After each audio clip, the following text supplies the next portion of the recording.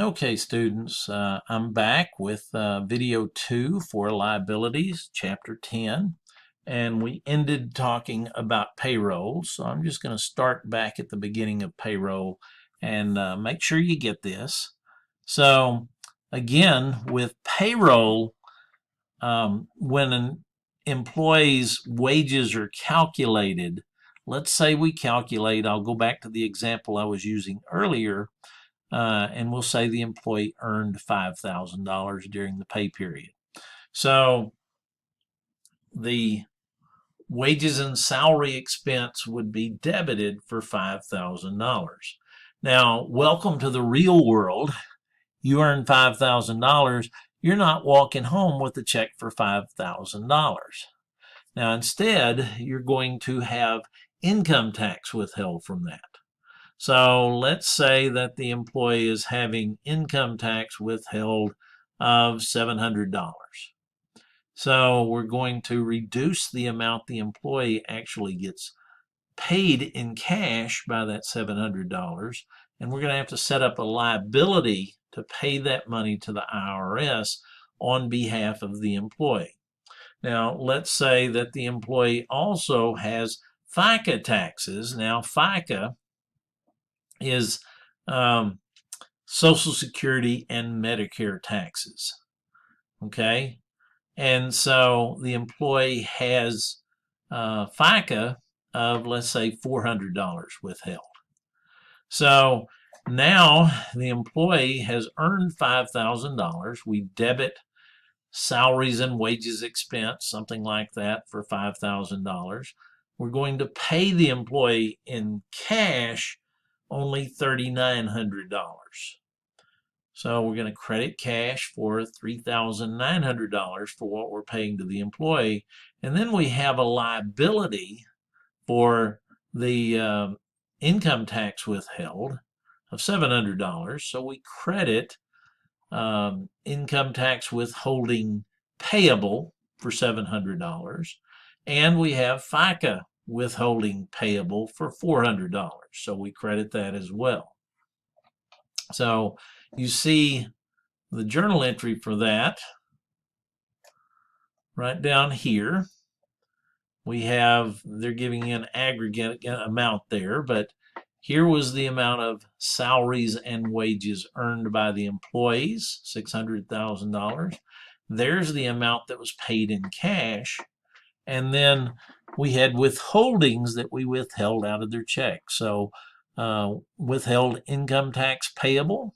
We have the FICA payable, and in this case, we had charitable contributions, which is quite common. A lot of businesses allow their employees, for example, to donate to the United Way through a payroll deduction. And so that money is deducted from the employee's wages, and then the employer sends one check to the charitable organization listing out all of the employees who had money taken out and how much each employee is donating. So that's what we would have. Here's our journal entry. Debit salaries and wages expense for this $600,000 that the employees earned. Credit withheld income tax payable for $60,900. Credit FICA payable for $45,900. Credit charitable contributions payable for the $10,000 withheld there, and then credit cash for the amount actually paid in cash to the employees, or by check or by direct deposit, whatever it is. In most cases nowadays, it's going to be by direct deposit. Okay, now this FICA payable, $45,900, the employer is going to have to match that. So the employer is going to have to pay not $45,900, but double that. So that would be $91,800 that they're going to have to pay. So they're going to have to recognize an expense for their share of this. That's commonly referred to as payroll tax expense, that they're going to debit and credit FICA payable for an additional $45,900.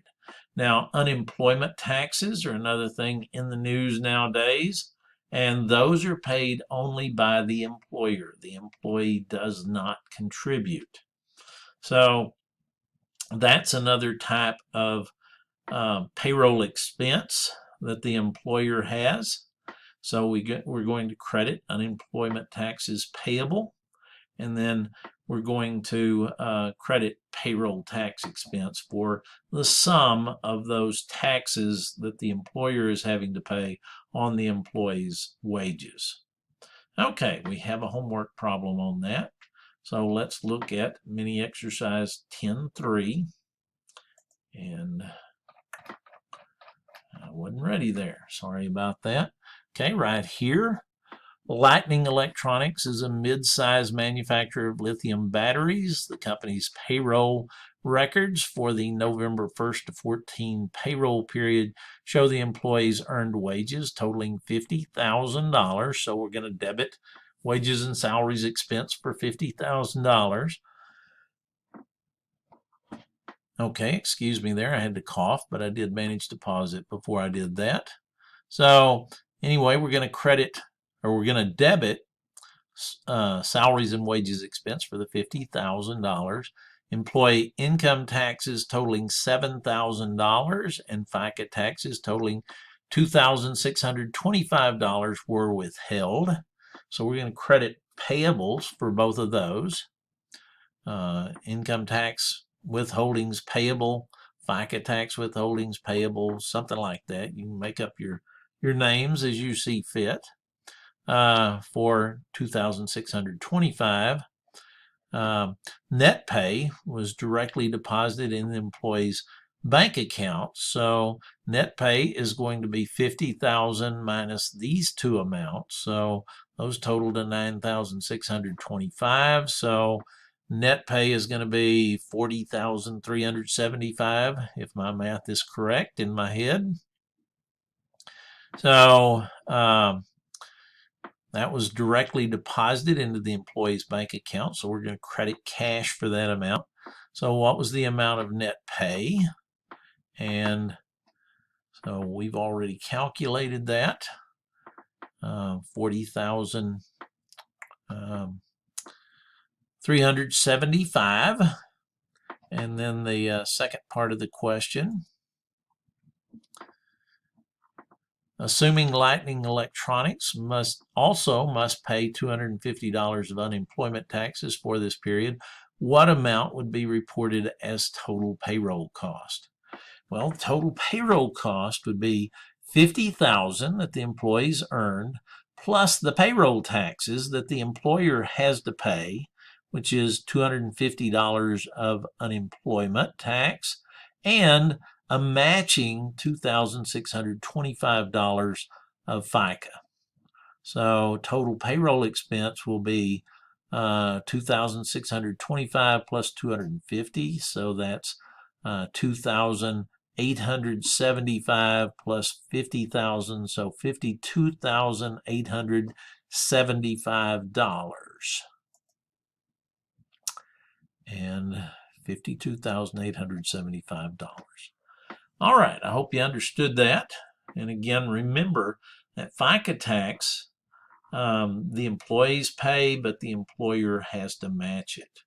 And the reason we just picked up the $50,000, we don't have to worry about these two when we're calculating total payroll expense because they are part of this amount. So we just pick up the amount that the employee earned plus the taxes that the employer had to pay apart from what was withheld from the employee's paycheck. All right. Now there you see journal entries for that. There's the payroll tax expense and the employer's share of FICA and the employer's unemployment tax. Okay, we move on down. Accrued income taxes. That's what businesses have to do is when they get ready to prepare financial statements, they have to estimate how much income tax they're going to have to pay on the net income that they earned in that period. So we accrue that income tax, debit income tax expense, credit income taxes payable. Notes payable. We borrow money, we establish a note, we sign a document agreeing to the note. And so the time we borrow the money, we debit cash for the amount of cash received, credit notes payable. Now, if the note carries a fair interest rate, the amount we borrow, the amount of the note will be the same amount of cash that we receive. Sometimes a note is discounted. For example, it may be what's called a zero interest note. Now, just because it says it's zero interest doesn't mean you actually don't pay any interest. You're going to pay interest. But in those cases, we sign a note for $100,000, but it's discounted by, let's say, $5,000, so we receive cash of $95,000. So we're going to debit cash for $95,000, credit notes payable for the face amount of the note, and then the difference goes into an account called discount on notes payable, which is a contra liability contra to the notes payable. But I'm getting ahead of myself. Let's just deal with this. So we borrowed money with a fair interest rate, borrowed $100,000, signed a note for $100,000. We received $100,000 in cash.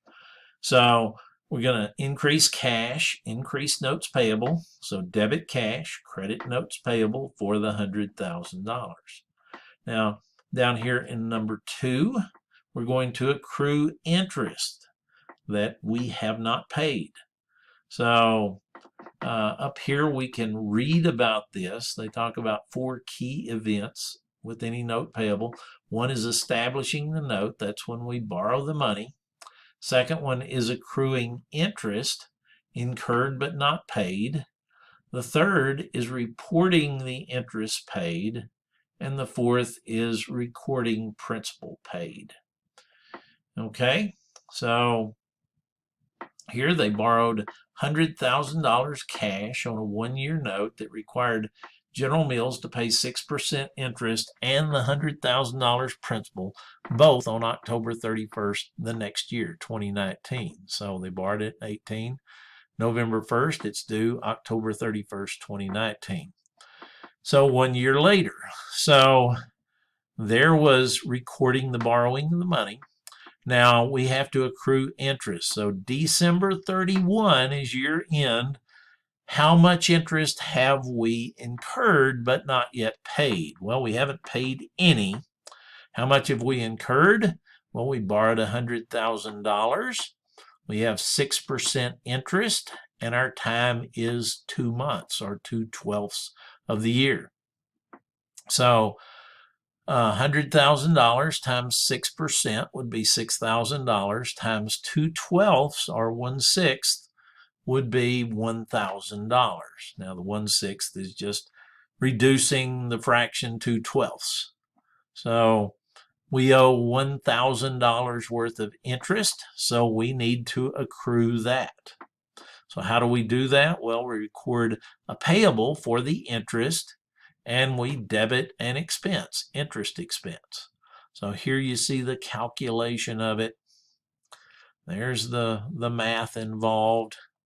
And then there's what happens to our financial statements. A liability increases and an expense increases, which reduces stockholders' equity. So there's our journal entry: debit interest expense, credit interest payable for $1,000. Okay, number 3, at the maturity of the bond, we have to pay our interest. So 1 year has passed, so we owe $6,000 interest. You know, $100,000 times 6% times 12/12 or times 1. So that's going to give us $6,000. So we're going to have to pay that. Now, 1,000 of it we have already recorded. The other $5,000 has to be recorded now. So we're going to debit interest expense for the $5,000, and then we're going to credit interest payable for the $5,000. Then we can, well,